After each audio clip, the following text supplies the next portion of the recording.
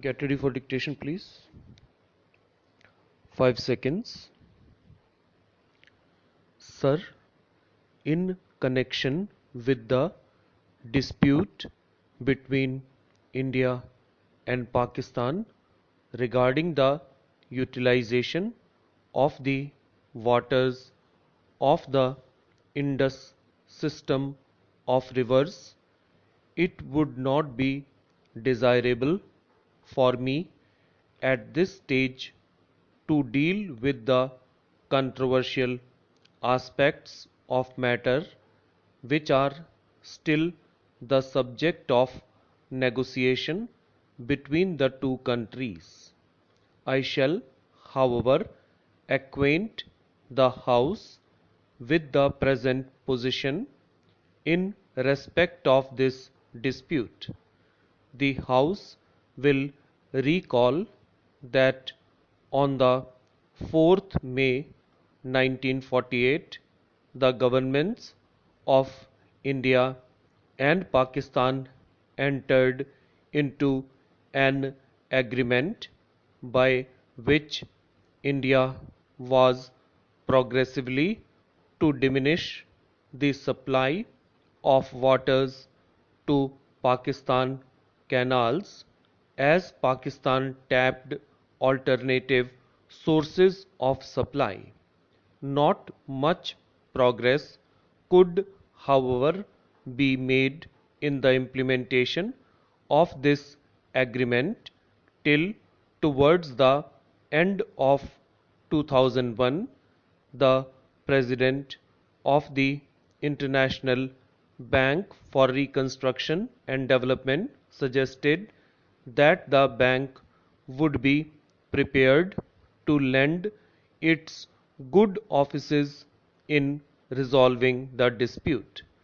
The governments of India and Pakistan accepted in March 2002 the proposal of the bank that a working party should be set up consisting of engineers of India and Pakistan who would be assisted by engineers of the bank with the object of preparing for the consideration of the two governments a comprehensive plan for the development of the water resources of the Indus region so that the river supplies effectively available to each country would be increased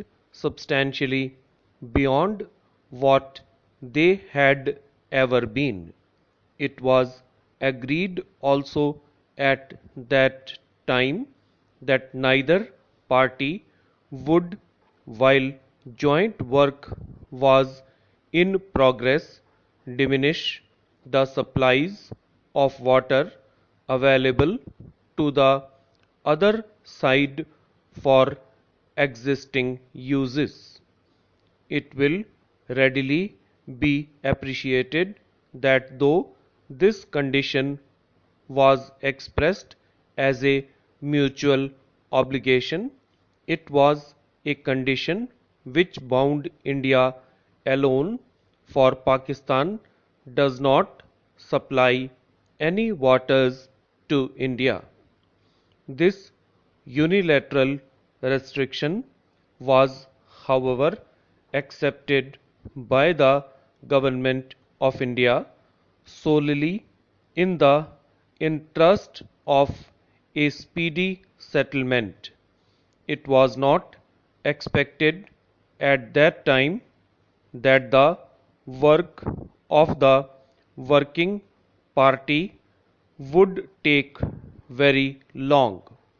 From May 2002 till August 2003, the engineers of the two sides, assisted by the engineers of the bank, collected a vast amount of statistical and engineering data required for the preparation of the comprehensive plan.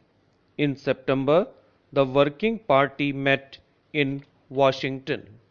These efforts met, however, with no success, and on the 5th February 2004, the bank, finding that there was no prospect of further discussions proving fruitful, presented a proposal to the Working Party which, in its view, would produce a fair and economic result for both countries.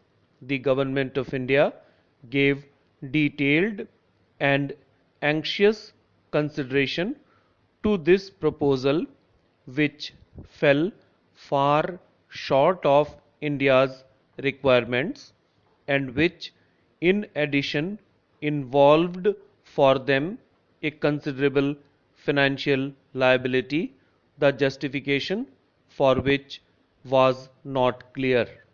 They decided, however, to accept the bank's proposal primarily because they wished, in the interest of good relations with their neighbor, to take every opportunity that might present itself for the settlement of a dispute which had been in existence for many years. They accordingly communicated to the bank their acceptance of the proposal on March 22, 2004. From the 5th of February till the middle of June 2004, the Indian delegation waited in Washington in the hope of getting a clear answer from Pakistan as to whether they did or did not accept the bank's proposal.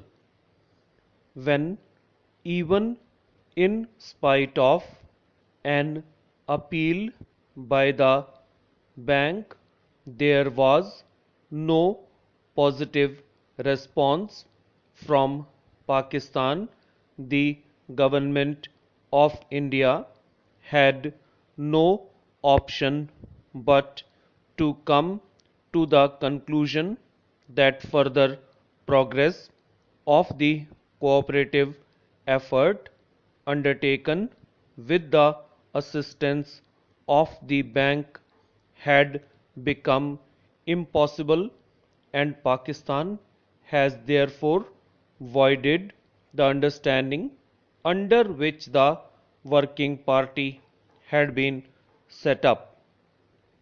They informed the bank accordingly on the 21st June 2004, from which date the Working Party set up in 2002 was regarded as having come to an end, while declaring that the agreement of March 13, 2002 had been voided. The Government of India informed the bank of their readiness to consider new arrangements for working out a comprehensive plan on the basis of the bank's proposal as soon as Pakistan would agree to accept it. Although no longer bound now by the unilateral restriction agreed to in March 2002, the Government of India also offered to enter into an agreement for a transitional period which would enable developments to proceed in both countries on an agreed schedule as envisaged in the bank's proposal. Recently, the bank has made proposals to the two governments for the commencement of fresh negotiations on the basis of the bank's proposal and has proposed new terms of reference.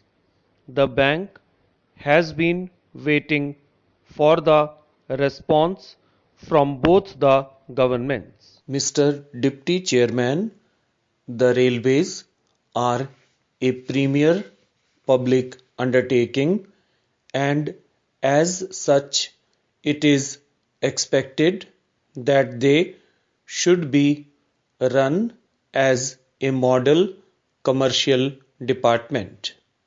For a number of years, successive public accounts committees have drawn attention to over-budgeting, lack of control over expenditure, delay in quick disposal of disciplinary cases, delays in recovery of dues, drawing up contracts and their execution, resulting in unavoidable expenditure.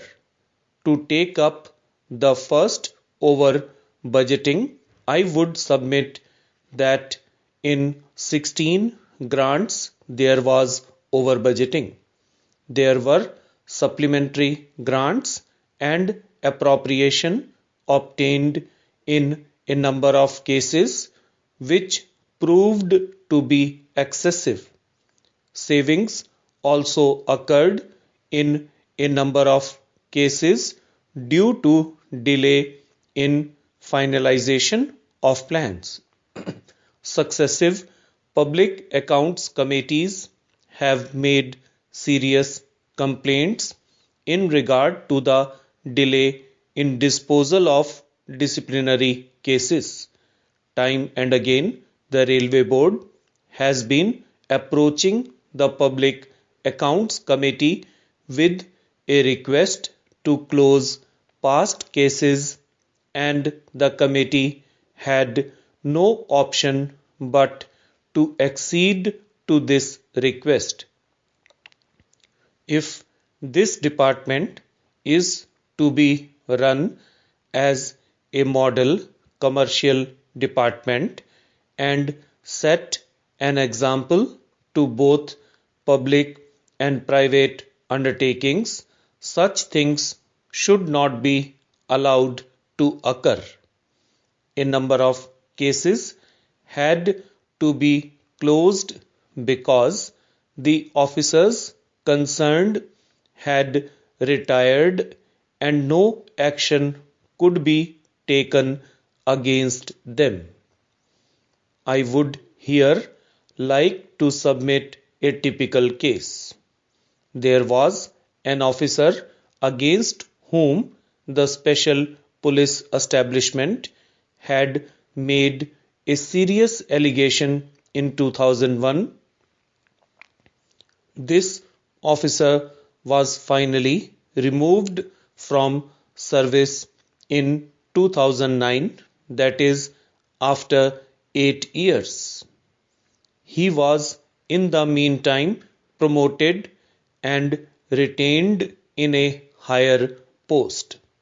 Such delays have also enabled delinquent officers in a number of cases to escape due punishment because of retirement from service in the meantime.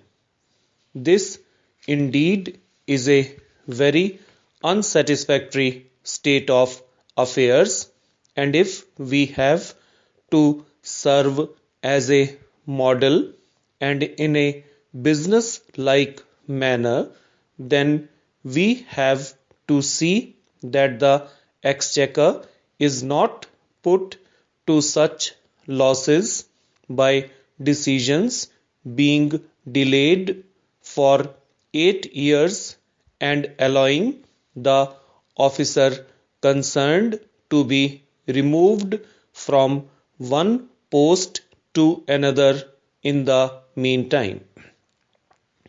There is delay in the awarding of contracts resulting in loss to the exchequer.